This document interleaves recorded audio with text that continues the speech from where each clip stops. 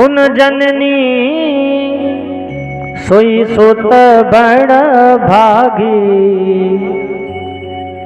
गुरु पितु मात चरण अनुरागी।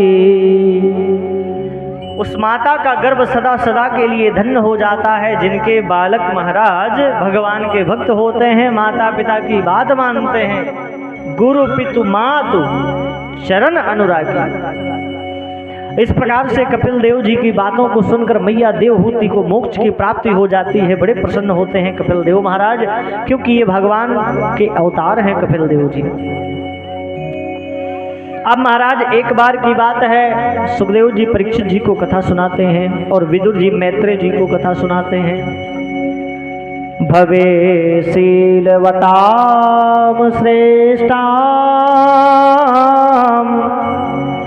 दक्षो दुहित वत्सला, विद्वेषम करो कसमान नाद्रतमात्मजां सतीं। सुखदेव जी कहते हैं महाराज कि जो प्रजापति दक्ष था वो अपनी लड़कियों से बड़ा प्रेम करता था। इनमें सबसे ज्यादा प्रेम उसे सती जी से था, लेकिन हमने सुना है कि सती जी से ही सबसे ज्यादा घृणा हो गई किसको? दक्ष प्रजापति को। तो महाराज ऐसा क्या कारण बना कि दक्ष दाक्षायणी से विरोध करने लगा? दाक्षायणी कौन? या दक्ष अंके प्राकट्यम सा दाक्षायणी। जो महाराज दक्ष के अंक से ही प्रकट हुई है उनका नाम दाक्षायणी। आज महाराज बड़ी सुंदर ये कथा है, बड़े ध्यान से सुनना। आपके जीवन में आपके हृदय को बहुत मजबूत करेगी और कभी आपको हार्ट अटैक नहीं पड़ेगा ये कथा जो सुनोगे अभी। एक बार त्रेता जुग माही, शंभु गए कुंभज ऋषि पाही। पाही पाही एक बार, एक समय की बात है। रामचरितमानस में एक बार शब्द जो है 21 बार आया है। जो कहानियां प्रारंभ हुई तो एक बार, ये 21 बार है महाराज।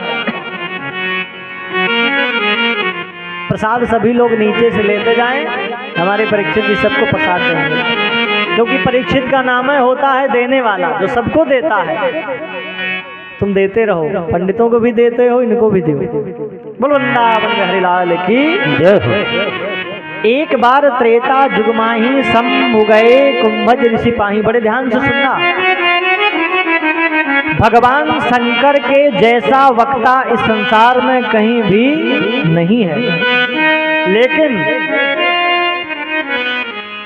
भगवान शंकर के जैसा वक्ता कहीं भी नहीं है, लेकिन भगवान शंकर भी कथा सुनने के लिए महाराज कुंभज ऋषि के धाम में पधारे, कुटिया में पधारे। और नहीं तो महाराज किसी व्यास के गांव में कोई दूसरा व्यास आ जाए तो वो व्यास कथा सुनने ही नहीं जाता। अरे उसे हम खुद इतने बड़े विद्वान हैं, हमें खुद आती है, हम कहे जाए।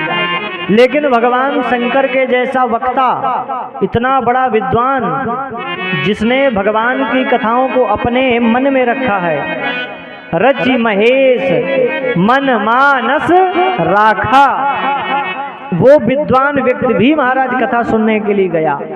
और कथा सुनने के लिए गया, कैसे गया? संग सती जग जननी भवानी, संग सती जग जननी भवानी।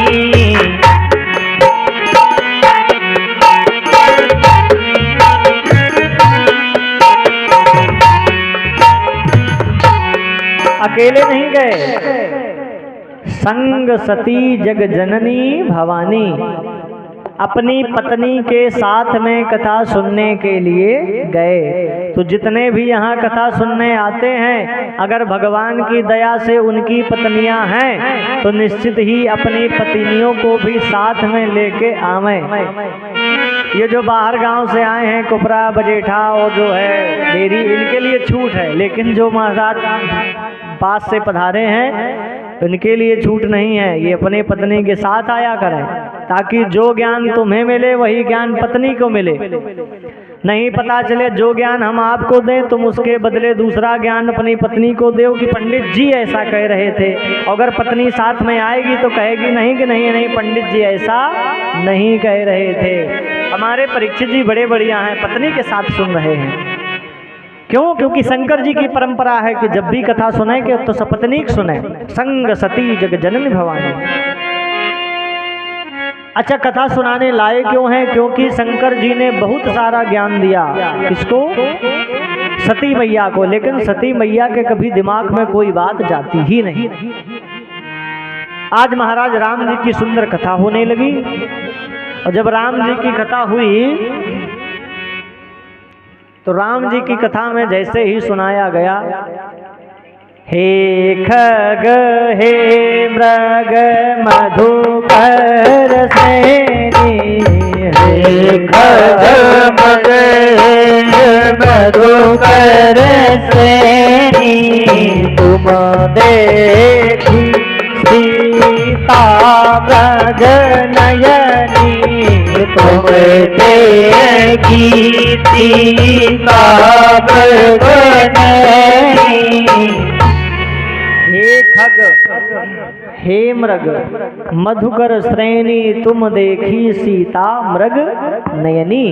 राम जी वन में जा रहे हैं रोते हुए, और पक्षियों से पूछ रहे हैं, पशुओं से पूछ रहे हैं, वृक्षों से पूछ रहे हैं कि हे पशु, हे पक्षियों, हे खग, हे मृग, आपने क्या हमारी मृगनयनी सीता को कहीं देखा है?